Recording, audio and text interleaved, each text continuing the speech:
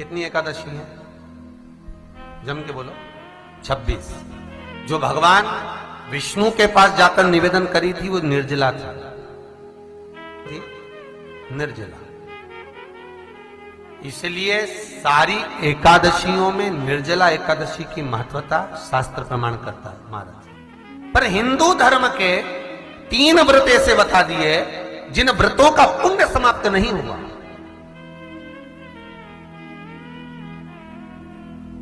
हिंदू धर्म के 3 व्रत ऐसे हो गए जिनका पुण्य समाप्त नहीं हुआ महाराज। क्यों? जिनका पुण्य प्रबलता में बढ़ता गया। पहले नंबर पर एकादशी, दूसरे नंबर पर प्रदोष और तीसरे नंबर पर शिवरात्रि। एकादशी आकर खड़ी हो गई। अब निर्जला के दिन शिव महापुराण की कथा कहती है, स्कंद पुराण कहती है कि आप वर्ष भर की एकादशी का क्रम भले ना करें, पर निर्जला एकादशी के दिन जो तुलसी हम ठाकुर जी को समर्पित करते हैं, वो तुलसी, ध्यान देना, वो तुलसी अगर मान लो आपके पास में रखी है, निर्जला एकादशी के दिन भगवान ठाकुर जी को, शालिग्राम जी को, लड्डू गोपाल जी को आपके घर में, आपके मंदिर में जो आपने भगवान को तुलसी समर्पित करी है, वो तुलसी मान लो तुम्हारे पास रखी है और कोई व्यक्ति को बहुत बहुत ज्यादा कष्ट है शरीर में, बहुत बहुत कष्ट है, थोड़ी सी वो तुलसी चढ़ी हुई ठाकुर के चरणारविंद की, आप उस जीव को दो तो सही, आधा घंटा इंतजार करो, स्वास्थ्य में अंतर आना प्रारंभ हो जाता है उस निर्जला का। क्योंकि निर्जला ऐसी एकादशी है जिसने जगत में जाकर, देवताओं के पास जाकर निवेदन करा है जग कल्याण के। जितनी भी माताएं एकादशी का व्रत करती, बहुत ध्यान से सुनना आज की कथा को, शायद जिंदगी में मिली ना मिली, और ये कथा का रिश्ता तो बहुत ध्यान से सुनना। स्कंद पुराण यहां तक कहती है कि इस कथा के चरित्र को जो श्रवण कर लेता है उसको 26 एकादशी करना भी नहीं पड़ती। इस एकादशी की केवल ये कथा सुनकर ही वो तर जाता है।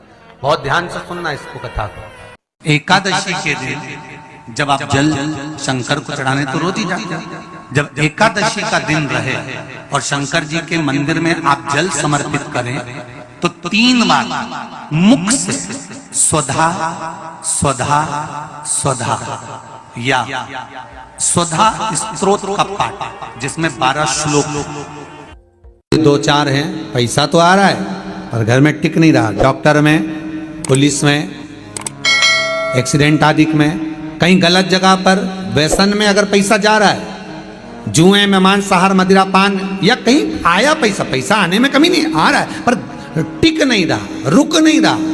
कोई मांगने आ गया, दे दिया, फिर वहां से अपने पास नहीं आ रहा, अपन कह रहे हैं भैया हमारा पैसा लौटा दो, नहीं आ रहा। तो महाराज शिव महापुराण की कथा कहती है एकादशी के दिन गंगा के जल में मात्र 7 बेलपत्री डालकर, जो नंदीश्वर भगवान अर्थात जो शंकर जी के शिवलिंग के सामने नंदी होता है, उस नंदी के चरण पर गंगा का जल चढ़ाकर बेलपत्री शिव पर समर्पित कर देता है, उसके घर में रुपया रुकना चालू हो जाता है। फिर वो गलत जगह पर नहीं जाता, गलत स्थान पर वो धन जाएगा ही नहीं।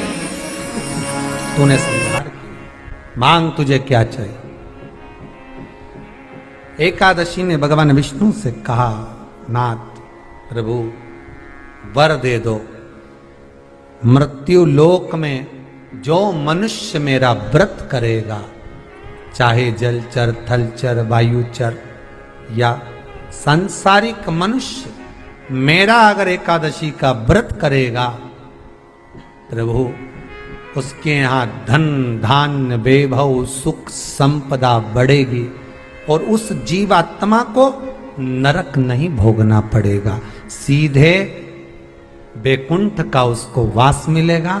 जब जीव आत्मा को लेकर चला जाएगा, यम के दूत जब बंदी बनाकर ले जा रहे होंगे उस जीवात्मा को, जिसके प्राण छूटे होंगे, यम के दूत जब बंदी बनाकर ले जा रहे होंगे, तब मुझे वर दो कि मैं इसका हाथ पकड़कर बेतन्नी से पार उतार कर सारे नरकों से निकालती हुई आपके धाम में लेकर आऊं।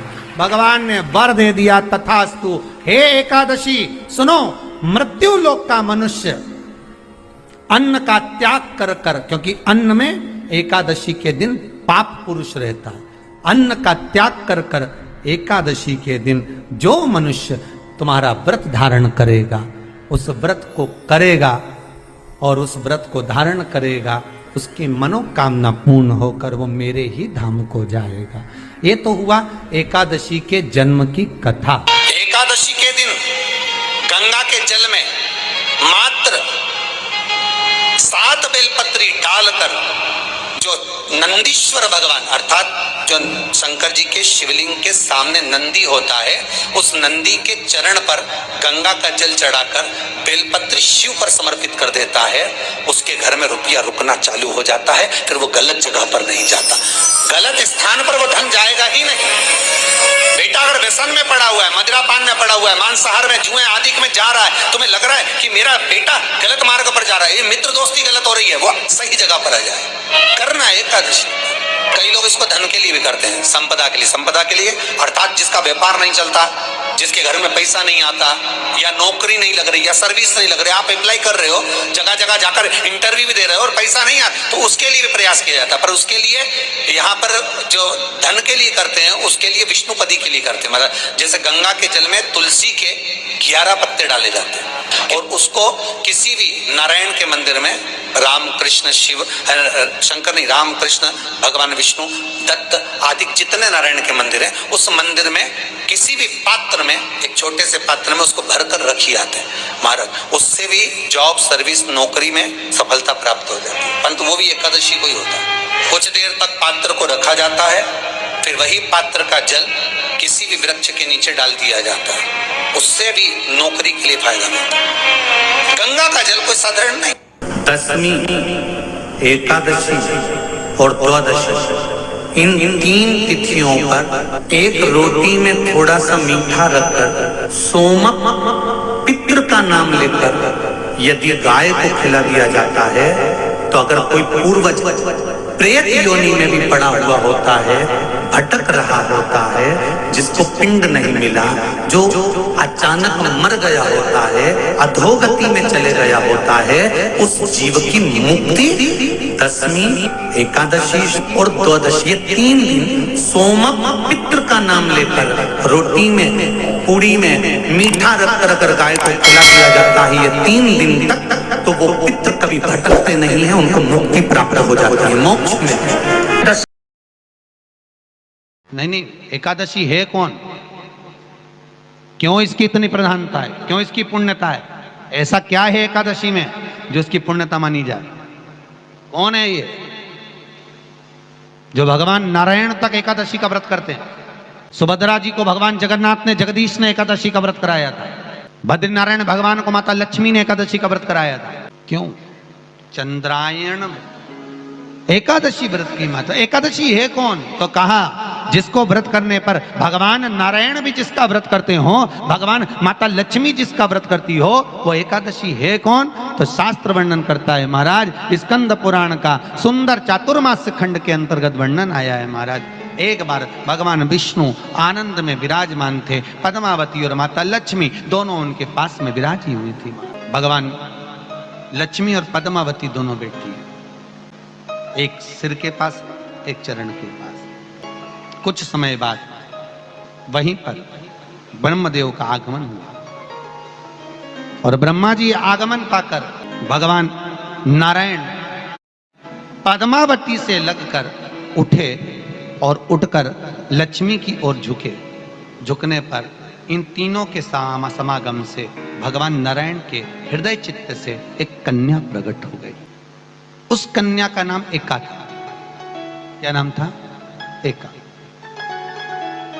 अब 10 उसके गुण इतने प्रबल थे, वो 10 गुण उसके बड़े प्रबल थे कि वो एका जिसको निहारती थी उसको संपदावान बना देती थी, जिसको देख लेती थी उसके जीवन में वो आनंद की अनुभूतियां करा देती थी। एका जिस मार्ग से जाती थी उस मार्ग के द्वार खोल देती थी। एका का पुण्य इतना पुण्य प्रखर। पद्मावती और लक्ष्मी ने कहा महाराज ये बेटी आपके द्वारा निर्मित हुई है, इसका कन्यादान करना चाहिए। हमारे यहाँ हिंदू धर्म में रीति है, जिस दिन कन्यादान करा जाता है उस दिन व्रत रखा जाता है। अब आजकल रखते कि नहीं रखते वो मालूम नहीं, और कन्यादान करते समय व्रत रखा जाता है। व्रत रखना, एका का कन्यादान करना है। भगवान बोले कन्यादान करें, किसको दें? एका किसको दी जाए? एका प्रदान किसको करी जाए? पुण्यता किसको दी जाए? भगवान नारायण ने उसी समय लक्ष्मी और पद्मा से पूछा, तुम एकादशी के दिन जब आप जल शंकर को चढ़ाने तो रोज ही जाते। जब एकादशी का दिन रहे और शंकर जी के मंदिर में आप जल समर्पित करें तो 3 बार मुख से स्वधा स्वधा स्वधा या स्वधा स्तोत्र का पाठ, जिसमें 12 श्लोक 2-4 हैं। पैसा तो आ रहा है पर घर में टिक नहीं रहा। डॉक्टर में, पुलिस में, एक्सीडेंट आदि में, कहीं गलत जगह पर व्यसन में अगर पैसा जा रहा है, जुए में, मांसाहार, मदिरा पान, या कहीं आया पैसा आने में कमी नहीं, आ रहा है पर टिक नहीं रहा, रुक नहीं रहा। कोई मांगने आ गया, दे दिया, फिर वहां से अपने पास नहीं आ रहा, अपन कह रहे हैं भैया हमारा पैसा लौटा दो, नहीं आ रहा। तो महाराज शिव महापुराण की कथा कहती है, एकादशी के दिन गंगा के जल में मात्र 7 बेलपत्री डालकर, जो नंदीश्वर भगवान अर्थात जो शंकर जी के शिवलिंग के सामने नंदी होता है, उस नंदी के चरण पर गंगा का जल चढ़ाकर बेलपत्री शिव पर समर्पित कर देता है, उसके घर में रुपया रुकना चालू हो जाता है। फिर वो गलत जगह पर नहीं जाता, गलत स्थान पर वो धन जाएगा ही नहीं। तूने समझा, मांग तुझे क्या चाहिए।